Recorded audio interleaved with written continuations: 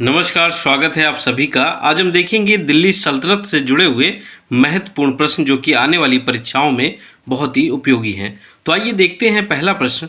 तो पहला प्रश्न है कि दिल्ली सल्तनत का शासन कब शुरू हुआ था। अगर हम शासन की बात करते हैं तो हमें पता चलता है कि 1206 ईस्वी से सल्तनत काल की शुरुआत हुई थी।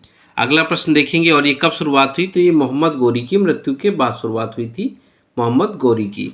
अगला प्रश्न देखते हैं दूसरा प्रश्न है गुलाम या फिर ममलूक वंश का संस्थापक कौन था। तो इसका संस्थापक कौन था, तो ये था कुतुबुद्दीन ऐबक, यानी कि ऑप्शन नंबर ए इसका राइट आंसर होगा। अगला प्रश्न देखिए तीसरा प्रश्न है कि कुतुबुद्दीन ऐबक की राजधानी कहाँ थी। अगर राजधानी की बात की जाए तो ये राजधानी आपकी थी लाहौर में, ऑप्शन नंबर बी इसका राइट आंसर होगा। कुतुबुद्दीन ऐबक की राजधानी लाहौर में थी। अगला प्रश्न देखिए चौथा प्रश्न है किसने मलिक और सिपह सलाहकार की उपाधि धारण की थी। तो देखिए किसने धारण की थी ये उपाधि, तो ये उपाधि धारण की थी आपकी कुतुबुद्दीन ऐबक ने ही। ठीक है। अगला प्रश्न देखिए पांचवा प्रश्न है किसे लाख बख्श के नाम से भी जाना जाता था। तो इसका भी आंसर क्या हो जाएगा, इसका भी आंसर कुतुबुद्दीन ऐबक ही हो जाएगा। अगला प्रश्न देखिए छठवां प्रश्न है किस शासक ने दिल्ली में कुव्वत उल इस्लाम नामक मस्जिद का निर्माण करवाया था। तो ये निर्माण किसने करवाया था, तो इस मस्जिद का भी निर्माण कुतुबुद्दीन ऐबक ने ही करवाया था।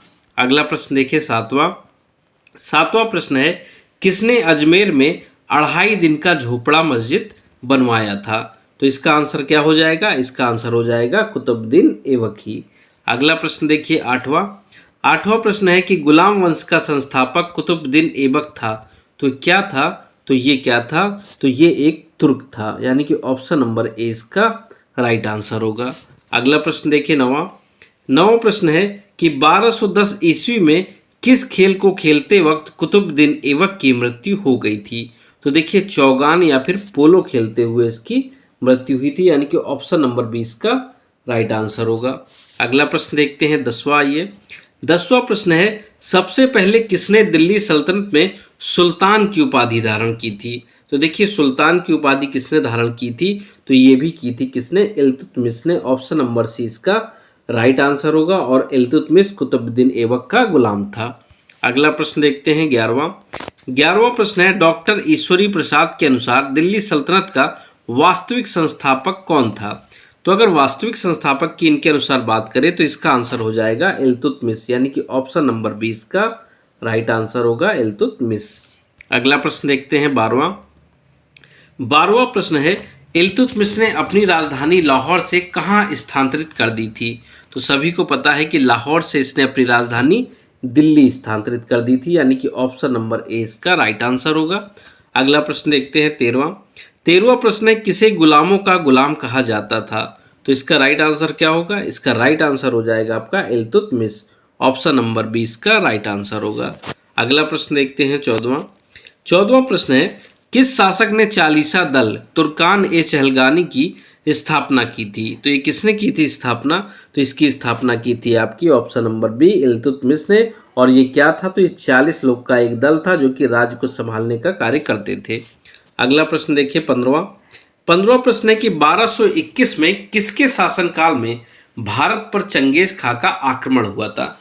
अगर चंगेज खां के आक्रमण की बात की जाए तो इसका आंसर क्या हो जाएगा, इल्तुतमिश, यानी कि ऑप्शन नंबर 20 का राइट आंसर होगा कि इल्तुतमिश के समय ही चंगेज खां ने भारत पर आक्रमण किया था। अगला प्रश्न देखते हैं 16वां प्रश्न है मंगोल शासक चंगेज खां का मूल नाम क्या था। देखिए इसका मूल नाम था तेमुचिन, यानी कि ऑप्शन नंबर ए इसका राइट आंसर होगा तेमुचिन। अगला प्रश्न देखते हैं हम लोग 17वां प्रश्न है इल्तुतमिश ने बिहार में अपना प्रथम सूबेदार किसे नियुक्त किया था। तो देखिए बिहार में इसने किसे नियुक्त किया था सूबेदार, तो इसका राइट आंसर क्या हो जाएगा, मलिक जानी, यानी कि ऑप्शन नंबर ए मलिक जानी इसका राइट आंसर होगा, जो कि बिहार का सूबेदार था। अगला प्रश्न देखिए 18वां प्रश्न है कि किसने सबसे पहले भारत में शुद्ध अरबी सिक्के चलवाए थे। अगर शुद्ध अरबी सिक्कों की बात की जाए तो इसका आंसर इल्तुतमिश होगा, यानी कि ऑप्शन नंबर ए इसका राइट आंसर होगा। अगला प्रश्न देखिए 19वां प्रश्न है किस शासक ने चांदी का टंका और तांबे का जीतल 2 मुद्राएं चलवाई थी? तो ये मुद्राएं भी किसने चलवाई थी? तो ये मुद्राएं भी इल्तुतमिश ने चलवाई थी, यानी कि ऑप्शन नंबर ए इसका राइट आंसर होगा। और बहुत ही इंपॉर्टेंट क्वेश्चन है, ये अक्सर पूछा जाता है। अगला प्रश्न देखिए 20वां प्रश्न है, कौन भारत की पहली महिला शासिका थी?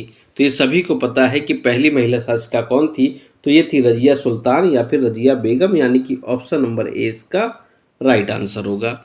अगला प्रश्न देखते हैं 21वां प्रश्न है कि रजिया सुल्तान किसकी बेटी थी? तो ये सभी को पता है कि रजिया सुल्तान किसकी बेटी थी, तो ये थी इल्तुतमिश की बेटी, यानी कि ऑप्शन नंबर बी इसका राइट आंसर होगा। अगला प्रश्न देखिए 22वां प्रश्न है कि रजिया सुल्तान को सत्ता से हटाने में किसका हाथ था? तो किसका हाथ था इनको हटाने के लिए? तो इनके हटाने के पीछे जो हाथ था वो था तुर्कों का, यानी कि ऑप्शन नंबर बी इसका राइट आंसर होगा। और असल नाम किसका आता है? तो यहाँ पर अल्तुनिया का नाम आता है। अगला प्रश्न देखिए 23वां प्रश्न है, किसने जिल इलाही या ईश्वर की छाया की उपाधि धारण की थी? तो ये उपाधि किसने धारण की थी? तो ये धारण की थी बलबन ने, यानी कि ऑप्शन नंबर 20 का राइट आंसर होगा। जिले इलाही की उपाधि बलबन ने धारण की थी। अगला प्रश्न देखिए 24वां प्रश्न है, किसने 40 दल को समाप्त कर दिया था? 40 दल को समाप्त किसने किया था? तो ये किया था बलबन ने, क्योंकि ये 40वां दल जो था, ये 40वां दल धीरे धीरे दिल्ली की सत्ता को हथियाना चाहता था, जिसके कारण बलबन ने इसे समाप्त कर दिया था। अगला प्रश्न देखिए 25वां और अंतिम प्रश्न है कि किसने फारसी त्यौहार नौरोज की भारत में शुरुआत की? तो नौरोज की शुरुआत करने का श्रेय किसे जाता है? तो ये जाता है बलबन को ही, यानी कि ऑप्शन नंबर 20 का राइट आंसर होगा। आशा करता हूं कि वीडियो आपको पसंद आया होगा। ऐसे ही वीडियो देखने के लिए चैनल को लाइक करें, शेयर करें और सब्सक्राइब करना ना भूलें। अपनी तैयारी जारी रखें। मिलते हैं अगले वीडियो में, तब तक के लिए धन्यवाद।